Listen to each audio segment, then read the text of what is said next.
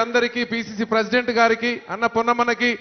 తెలంగాణ నలుమూలల నుంచి వచ్చినటువంటి సర్వాయి పాపన్న అభిమానులందరికీ కూడా మీ అందరికీ ఈరోజు గొప్ప పాట పాడి మీ ముఖ్యమంత్రి గారి సమక్షంలో పాడేటువంటి అవకాశం మీ అందరూ హర్షధ్వానాలతో రెడీ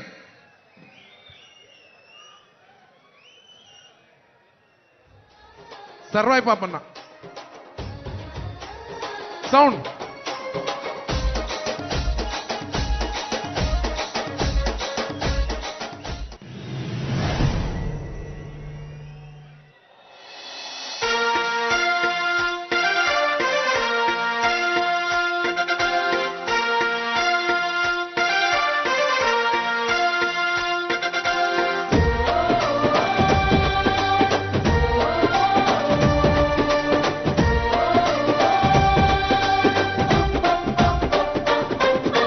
తెలంగాణ గట్టు మీద తల్లి తాడి చెట్టు మీద పొత్తువై పడినావు యుద్ధమై నడిచినావు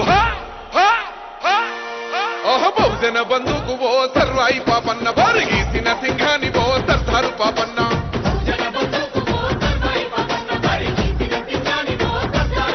బాకు లాంటి మోకు దెబ్బ ఓ సర్వాయి పాపన్న గాయగోళ్ళ గండ్ర గొడ్డలో సర్దారు పాపన్న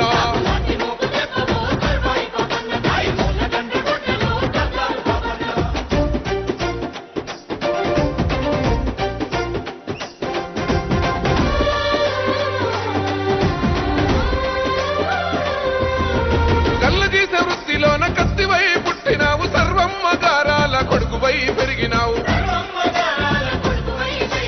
అక్షరాలు రాయకున్న లక్షణంగా బతికినావు అన్య విద్యలందున ఆరితేరి నోడివయ్యా ఆజాను బాహుడా ఆత్మగౌరవానివయ్య కైలాసపూర్ కోట సర్వాయి పాపన్న నీ పోరాట ఊటనే సర్దారు పోపన్న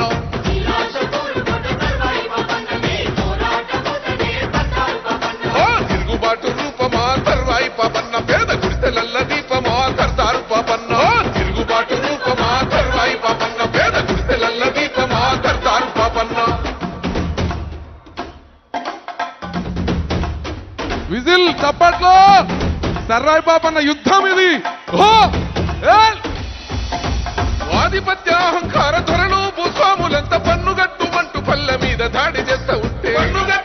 పల్లె మీద దాడి చేస్తా ఉంటే తల్లి పిల్లలనక నాడు చిత్రహింసలెన్నో పెట్టి ఇల్లు దోసుకొని మాన ప్రాణమేదిస్తా ఉంటే ఓరు విత్తనాలను ఊరూర తల్లినావు గిరిల్ల దండు గట్టి సర్వాయి పాపన్న సమర సింఖాని ఊదినావే సర్దారు పాపన్న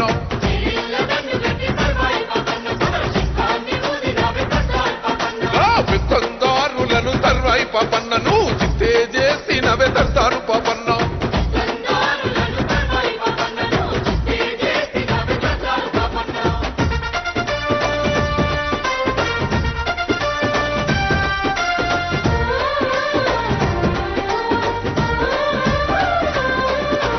దొరగడీల మీద దండయాత్రనే చేసినావు ఆస్తులన్నీ గుంజుకొని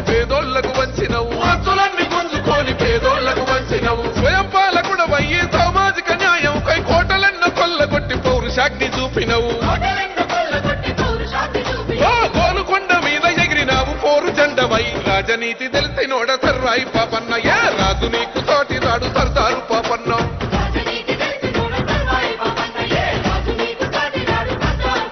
విప్లవాల వీర యోధుడా సర్వాయి పాపన్న నీ త్యాగాన్ని కొంతెత్తి పాడుతామన్నా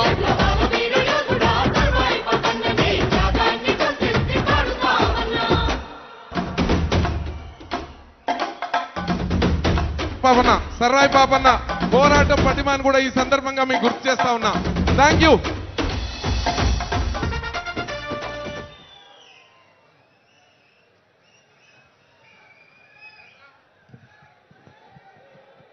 ఈరోజు యావత్ తెలంగాణ బహుజనులందరూ చాలా సంవత్సరాలుగా వేచి చూస్తున్నటువంటి ట్యాంక్ బండ్పై సర్వాయి పాపన్న విగ్రహం పెట్టాలనేటువంటి ఆకాంక్ష తీరియాల మనమందరం కూడా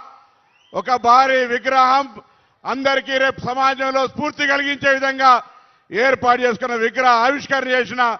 గౌరవ ముఖ్యమంత్రి గారికి ఉప ముఖ్యమంత్రి గారికి పిసిసి అధ్యక్షుడు మహేష్ కుమార్ గౌడ్ గారికి అదేవిధంగా మంత్రులు శ్రీధర్ బాబు గారికి, సీతక్క గారికి, పొంగులేటి శ్రీనివాసరెడ్డి గారికి, వేదిక మీద ఉన్న లక్ష్మణ్ కుమార్ గారికి, అదేవిధంగా ఇక్కడ ఉన్నటువంటి గౌరవ శాసనసభ్యులు, ముందుగా ఒకసారి అందరి పేర్లు చెప్పినట్టయితే ఇక్కడ నాగేందర్ గారు, ప్రకాష్ గౌడ్ గారు, మల్లరవి గారు, వేం నరేందర్ రెడ్డి గారు, మరి మా అన్న శంకర్ నాయక్ గారు, సామ్యుల్ గారు, ఫైఎం గారు, నవీన్ యాదవ్ గారు, బలమూరు వెంకట్ గారు, వీర్లపల్లి శంకర్ గారు, అదేవిధంగా హనుమంతరావు గారు, అంజనీ యాదవ్ గారు, మధు యాష్కి గౌడ్ గారు, వేదిక మీద ఉన్న జాజల శ్రీనివాస్ గారు, కూన శ్రీశైలం, బీర్ లైలయ్య గారు, అనిల్ యాదవ్ గారు, శారద గారు, అదేవిధంగా వేదిక మీద ఉన్నటువంటి చాలా మంది పెద్దలు ఉన్నారు. గౌరవ శాసనసభ్యులు వెనుక కూర్చున్నారు అనిల్ గారు, మిగతా పెద్దలందరూ కూడా పేరు పేరున ఈరోజు బహుజనులకు సంబంధించి ఆనాడు 376 సంవత్సరాల క్రితమే జన్మించినటువంటి బహుజన నాయకుడు సర్వాయి పాపన్న ఆ రోజు మొఘల్ చక్రవర్తుల మీద రాజ్యాధికారం కొడితే గోల్కొండ కోటనే కొట్టాలని మరి క్షేత్రస్థాయిలో ఉన్నటువంటి అన్ని బలహీన వర్గాలను ఏర్పాటు చేసుకొని సైన్యంగా ఒకటి కొట్టుకుంటూ గోల్కొండ కోట దాకా వచ్చినటువంటి సందర్భం. ఈరోజు గౌరవ పిసిసి అధ్యక్షునిగా ముఖ్యమంత్రి గారు ఆనాడు హుస్నాబాద్ నియోజకవర్గంలో ఉన్నటువంటి సర్వాయిపేట కూడా వచ్చి మరి ఆ రోజు మనం ఒక కార్యక్రమం తీసుకున్నాం. అక్కడ కూడా విగ్రహం ఏర్పాటైంది, ఒక మెమోరియల్ అక్కడ కార్యక్రమం జరుగుతోంది. త్వరలో దాన్ని కూడా ప్రారంభించుకోవడం జరుగుతుంది. ఈరోజు మొన్ననే జ్యోతిబా పూలే, ఈరోజు సర్వాయి పాపన్న, ఈరోజు ప్రజాస్వామ్యానికి లేదా సామాజిక న్యాయానికి కాంగ్రెస్ పార్టీ పెట్టింది పేరుగా. అందుకే సామాజిక స్పృహ కలిగినటువంటి వాళ్ళందరి విగ్రహాలు పెట్టుకోవడం ద్వారా భవిష్యత్తులో సామాజికంగా అందరూ బాగుండాలి, అప్పుడే తెలంగాణ రాష్ట్రం బాగుంటుందని ఆకాంక్షించేటువంటి రీతిలో. అంతేందుకు తెలంగాణలో కులగణన చేయడం కానీ ఇతరత్ర అనేకమైనటువంటి బలహీన వర్గాల సంక్షేమ కార్యక్రమాలు తీసుకునే విషయం లోపల ఈనాటి ప్రజాపాలన ప్రభుత్వం అందరికంటే ముందుంది. ఎక్స్గ్రేషియా ఇష్యూ కూడా చాలా కాలంగా పెండింగ్, గతంలో ఉన్నటువంటి అంశాలను గౌరవ ఉప ముఖ్యమంత్రి గారి దృష్టికి తీసుకోగానే ఒక సింగిల్ కేసు లేకుండా అన్ని కూడా పేమెంట్ చేయడం జరిగింది. కొత్తగా వచ్చినటువంటి తప్ప అన్ని ఒక్క కేసు కూడా ఎక్స్గ్రేషియా లేకుండా పేమెంట్ చేయడం జరుగుతూ ఉంది. కాటమయ్య రక్షలు ఇస్తా ఉన్నాం. అదేవిధంగా వృత్తిపరంగా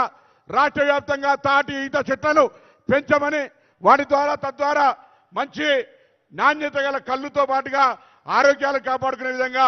మరి అటు అటవీ శాఖతో పాటుగా గీతా కార్మిక ఎక్సైజ్ డిపార్ట్మెంట్ తోటి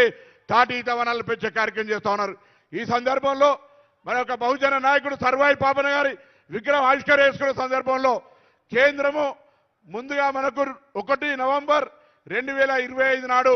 కులగణనకు ప్రకటన చేసింది, ఆనాడు బీహార్ ఎలక్షన్ల దృష్ట్యా. దాని తర్వాత ఇండ్లకు లిస్టింగ్ సంబంధించిలో బీసీలకు సంబంధించి అంశాన్ని చేర్చలే. మొన్న 15 ఆగస్టు నాడు 40 ప్రశ్నలతోటి మళ్ళొక సర్వేకు మరొక మళ్ళా ప్రశ్నాపత్రాన్ని రిలీజ్ చేస్తే కూడా అందులో బీసీలకు సంబంధించినటువంటి సబ్ క్యాస్ట్ అవసరం లేదు, కనీసం ఓబీసీ అనేటువంటి ఆప్షన్ లేని సందర్భంగా మన ప్రభుత్వం తరఫున దాన్ని తీవ్రంగా ఖండిస్తూ గట్టిగా మనం అందరం కూడా కేంద్రం మీద ఇప్పటికే ఒత్తిడి తెచ్చినాం, తీర్మానం చేసినాం మళ్ళీ కూడా. ఎందుకంటే మన ఈ దేశంలోనే ఆదర్శం ఆనాడు జిద్దినే ఆబాది ఉత్తినే ఆవాజ్ అనే దానికి భాగంగా ఈ రాష్ట్రంలో కులగణన చేసినాం. తప్పకుండా ఈరోజు గీతా కార్మికులతో పాటుగా వృత్తి రక్షించుకోవడంతో పాటుగా మారుతున్న కాలానికి అనుగుణంగా ఉపాధి అవకాశాలను పెంచే ప్రయత్నం జరుగుతుంది.